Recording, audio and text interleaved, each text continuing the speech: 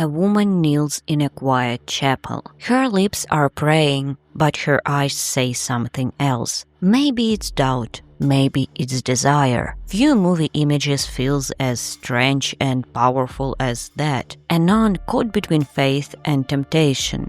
In the 1970s, this became its own film genre called nunsploitation. The word comes from nun and exploitation and refers to movies that used religious settings to tell stories about control, guilt, and forbidden desire. These films mixed sex, violence, and religion in ways that shocked audiences and often got banned by church. But behind all the scandal, they also showed something real: how religion tried to control women's bodies and their inner lives. And that's exactly what we're going to talk about in this video: how the genre of nunsploitation appeared and evolved over time, why these stories were often shaped by the male gaze, and how, despite that, they sometimes reveal women's own struggles for freedom and faith.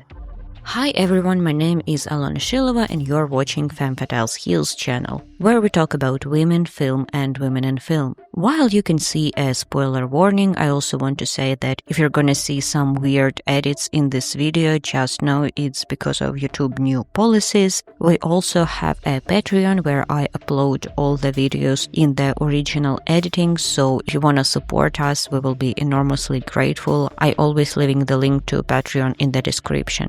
The genre began in Europe in the late 1960s, when filmmakers discovered how much power and fear were hidden inside that image: a woman who believes but who also wants. At that moment, European cinema was going through a big changes. The old rules of censorship were collapsing, and directors were suddenly free to explore everything that used to be forbidden, especially sex and religion. In countries like Italy, Spain, and France, the figure of the nun became the perfect symbol for this new rebellion. A woman devoted to God, locked away from the world, now turned into a symbol of desire, doubt, and spiritual conflict. These films were often cheap to make and easy to sell, but beneath their shocking posters and sensational titles, they carried deeper ideas about faith, guilt, control, and the fine line between devotion and madness. Because of their mix of eroticism and religion, nunsploitation films were surrounded by scandal. They were called disrespectful, pornographic, or simply immoral, and in many cases they were banned or heavily censored. But this controversy only made them more popular. The forbidden image of a sinful nun drew audiences to theaters, even if most of them came out shocked, confused, or secretly fascinated. Nunsploitation also has a close connection to women in prison films. Like those prison movies of the 1970s and 80s, nunsploitation is often set in isolated fortress-like convents, where the all-female community turns to forbidden desires. Religious guilt also allows the film to show extreme punishments, including masochistic rituals and harsh discipline. It's also important to understand that long before cinema began to explore these images, religion itself had already sexualized women. For centuries, the church taught that the female body was both sacred and dangerous, something that could inspire devotion but also lead men into sin. By calling women temptations and demanding their modesty, religious culture turned the very idea of womanhood into a site of guilt and desire. As writer David Martin points out in his essay 5 Unexpected Ways Christianity Sexually Objectify Women, this objectification was built into everyday rules. Women were told to cover certain body parts because they were considered sexual. Men were taught to see women's bodies as constant tests of purity. Even in churches where mothers were asked to breastfeed in private rooms, the female body was treated as something shameful, not human but sexual by default. So when nunsploitation films appeared, they didn't invent the erotic image of a nun. They only revealed what had been there all along. While preparing for this video, I watched a number of nunsploitation films, but I'm gonna be honest, it feels like there's at least 100 of them. The exact number of nunsploitation nunsploitation films is hard to pin down. According to database like the movie database, there are around 36, but fan lists and researchers suggest that there might be over 100 films worldwide. Many of these come from 1960s-70s Italy, showing how often the image of a nun was used for erotic and scandalous stories. So the genre includes dozens and possibly over 100 films across global cinema. That's why in this video I decided to focus only on a few examples. So if you can recommend other films in this subgenre, please share your thoughts in the comments. Let's start with The Devils, 1971 by Ken Russell, one of the most famous nunsploitation films, but not the first in the world nor even Russell's first adaptation of historical material. As film critic Scott Tafoya explains in Back to School of the Holy Beast, A History of Nunsploitation, any sleaze scholar will tell you that the movement properly kicked off in the wake of the Ken Russell's 1971 Aldous Huxley adaptation The Devils, scaring up a paranoid reaction from officials and the public alike. The film caused such a stir that Warner Brothers removed footage under pressure from Catholic groups, and some scenes have never been restored. However, the story itself had been adapted multiple times before. Huxley's 1952 book The Devils of Loudun chronicles a scandalous episode in French clerical history, where witch hunters tortured nuns to claim demonic possession, aiming to discredit a progressive priest who rejected church orthodoxy. As Tafoya notes, by 1961 the events were dramatized by Marxist politician and occasionally award-winning filmmaker Jerzy Kavalerovich in Mother Joan of the Angels. Avant-garde composer Krzysztof Penderecki turned the novel into an opera in 1969, which was filmed and released a few years later. The Devils is set in 17th century France and tells the story of Urban Grandier, a progressive priest who clashes with the church and local authorities. The conflict escalates when a convent of nuns is accused of demonic possession, a frenzy fueled by fear, politics, and the sexual repression of the time. The story mixes real historical events with Ken Russell's vivid imagination, creating a world where faith, power, and desire collide in extreme and shocking ways. The Devils already contains many hallmarks of the nunsploitation genre, such as isolated convent settings. The convent in the film functions like a fortress, physically and socially cut off from the outside world. This isolation heightens the sense of fear, paranoia, and control, a key feature in the nunsploitation films. Erotic tension among nuns, while more implied than explicit compared to later Italian nunsploitation, the film explores forbidden desire. The nuns' possession scenes mix hysteria with repressed sexuality, creating tension beneath faith and desire. Corrupt or cruel authority figures. In The Devils, authority comes from multiple sources: the church hierarchy that manipulates fear, the political officials enforcing punishment, and individual characters who abuse power. Sexual and violent imagery. The film blends eroticism and brutality. Whipping, public humiliation, and intense ritualized punishments show how religious and political power oppress the human body and mind.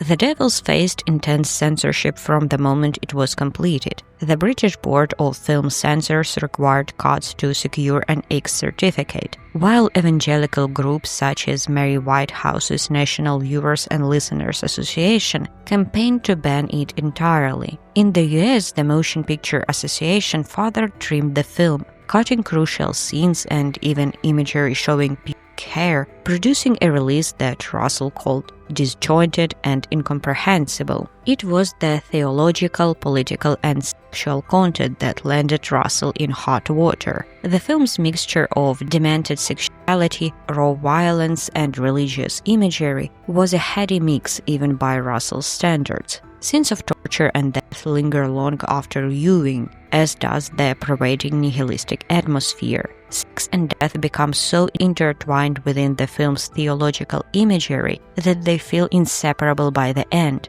and this is before considering the film's portrayal of the allegiance between the state and the church in achieving their violent, greedy aims. Writes Adam Scovell in Why X-rated masterpiece The Devils is still being censored. Despite some scenes later being restored, the full director's cut has never been officially released, with Warner Bros. Citing its so-called distasteful tonality as the barrier. Even though it's more political and artistic than later Italian knockoffs, The Devils set the tone for the genre, showing how religious spaces could be used to explore transgression, desire, and power in a shocking and memorable way. Also, if you're enjoying this video, please give it a like and subscribe. It will really help us with the views, and YouTube will see that our videos are worth watching and will recommend it to other viewers, so this really will mean a lot to me. Thank you. Another example I want to mention is Black Narcissus from 1947. On the surface, it's a drama about Anglican nuns establishing a school in the Himalayas. But beneath that, it's a story about repression, desire, and what happens when women are isolated together under the weight of spiritual discipline.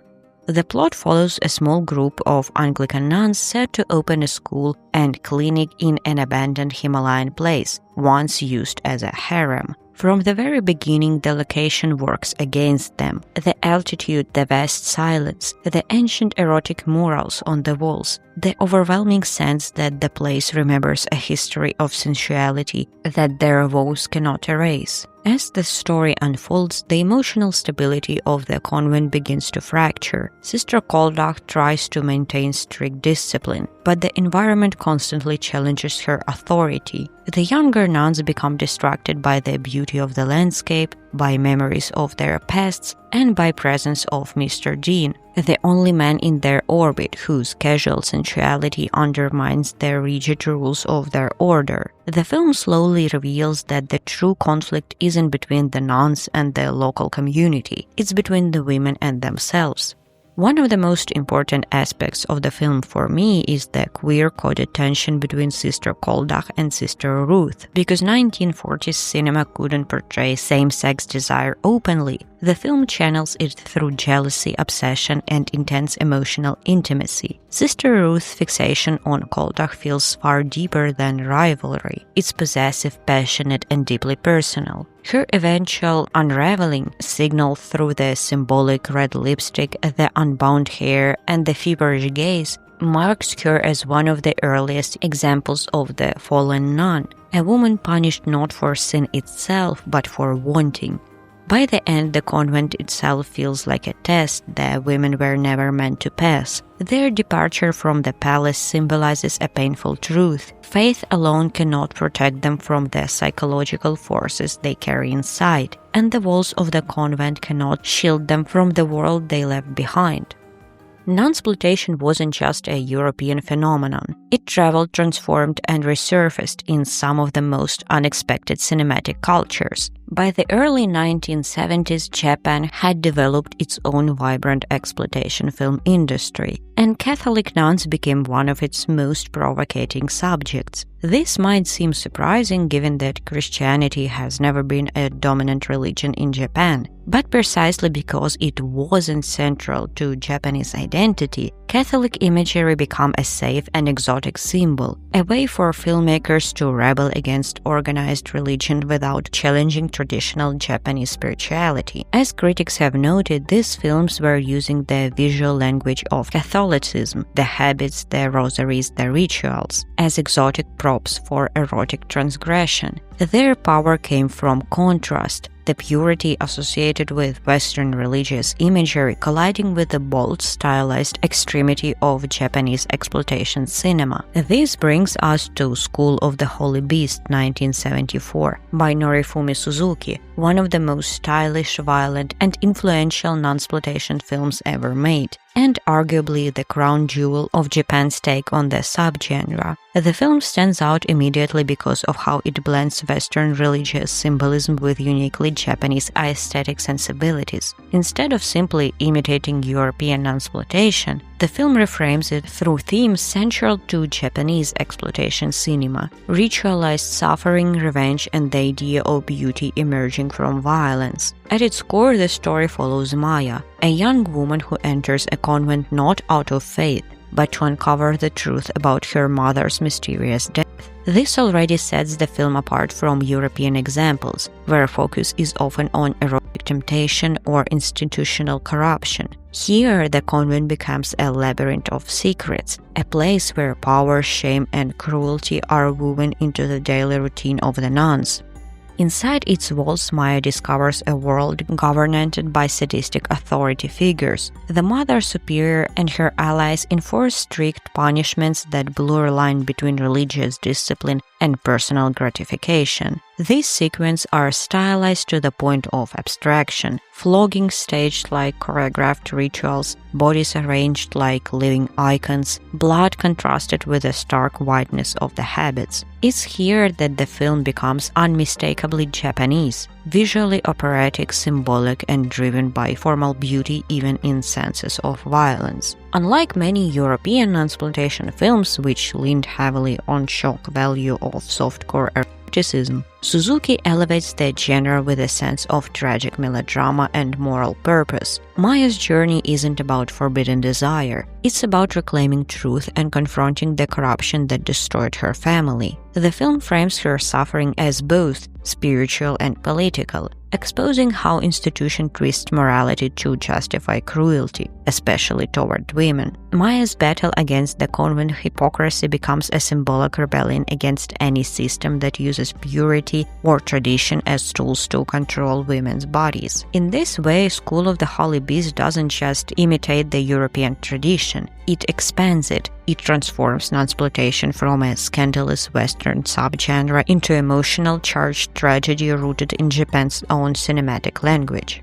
Behind Convent Walls 1978 is also one of the clearest examples of the erotic turn that nunsploitation took in the late 70s. Directed by Valerian Borovchik, a filmmaker already known for his provocative and sensual style, the film leans far more openly into erotic imagery than earlier, more symbolic or political examples of the genre. Set in an enclosed convent, the story follows several nuns whose desires erupt into the open once a stash of erotic writings and forbidden objects is discovered. Instead of a single protagonist, the film works like a mosaic. Each nun becomes a symbol of repression, longing, or rebellion. Borovchik shows how an environment built to suppress the body naturally becomes a space where fantasies grow more extreme. What makes Behind Convent Walls different from other nunsploitation films is that its calm, painterly approach to eroticism. Rather than chaotic hysteria or violent possession scenes, Borovchik presents the convent as a place where curiosity slowly turns into exploration.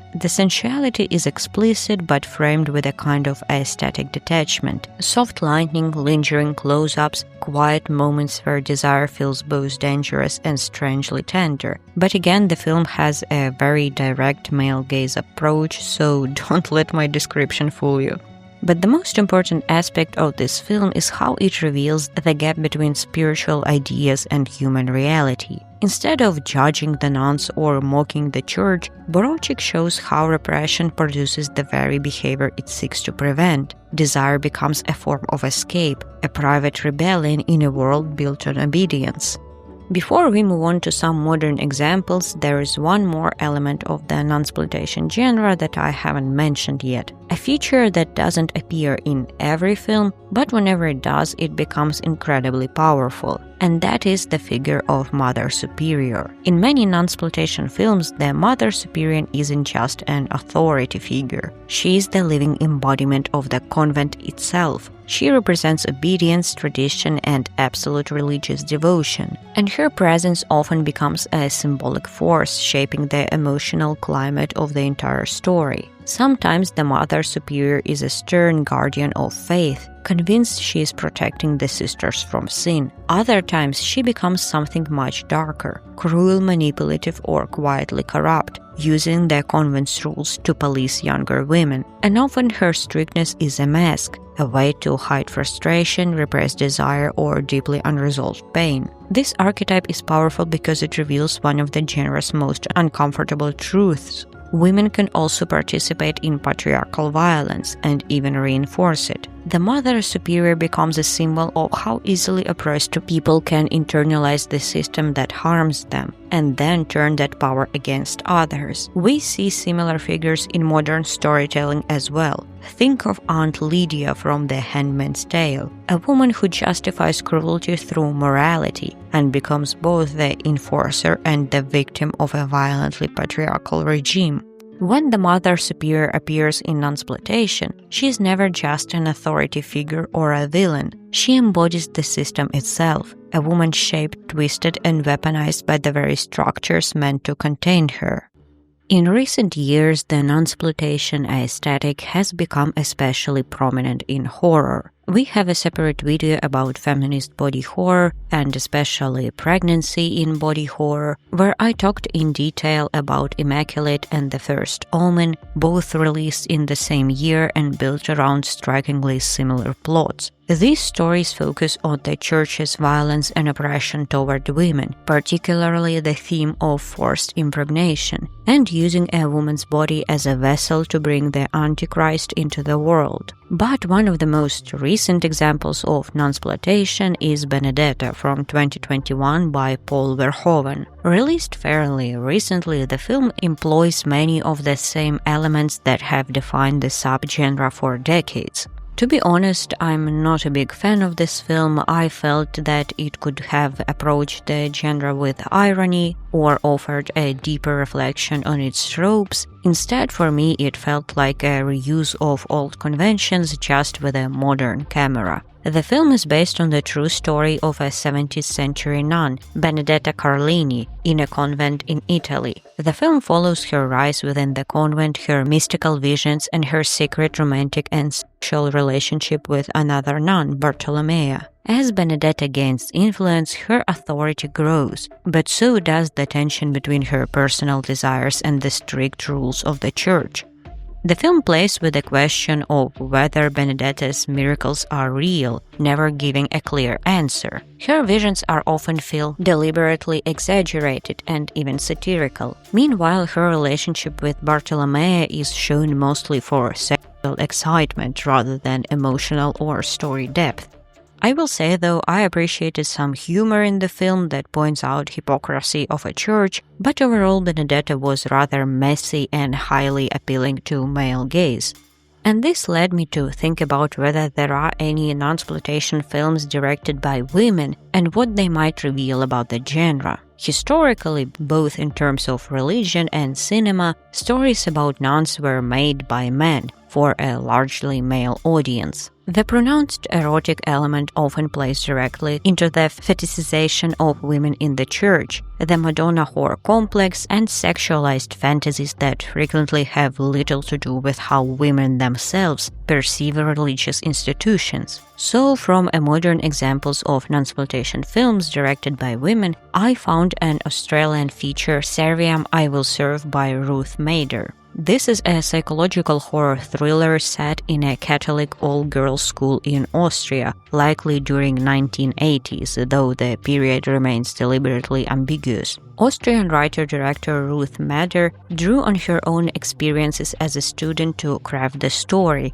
giving it an authentic and unsettling emotional texture. The film explores the clash between religious fanaticism and secular reality, examining how strict rules and rigid faith can rape young minds and shape destructive behavior. The narrative centers on a devoted young sister, the head of the school's boarding wing, whose intense faith borders on fanaticism. Her devotion, however, quickly crosses into obsession and psychological manipulation. She uses fear and even physical punishment to enforce obedience, presenting her cruelty as God's work, while justifying it as salvation. Mader's story is as much about the students as it's about the nun. The girls are a mix of wealthy, entitled students and poorer, vulnerable outsiders. Armo, one of the marginalized students, becomes the target of bullying, while another girl, Martha, is subjected to a secretive regime of painful penitence orchestrated by the nun,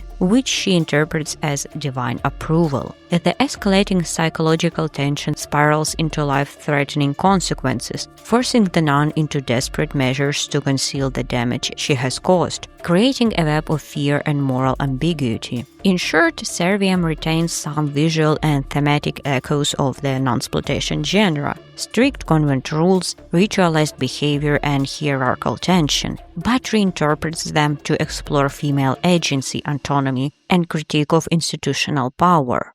Another film directed by a woman that I often saw mentioned in lists of nunsploitation films is Yes, God, Yes by Karen Main. It's a coming-of-age comedy drama that takes place at Catholic camp. The story follows Alice, a teenager student, as she navigates the confusing and often repressive teachings about sexuality imposed by church. To be honest, I'm not even sure that this film can be considered nunsploitation. Like, yes, it takes place in a Christian camp and deals with religion and sex, but it's not objectifying, scandalous, or demeaning towards its heroines. But this also raises the question, can any film about nuns really be called nunsploitation, especially if it doesn't include the key elements of the subgenre, shock, eroticism, and the objectification of women?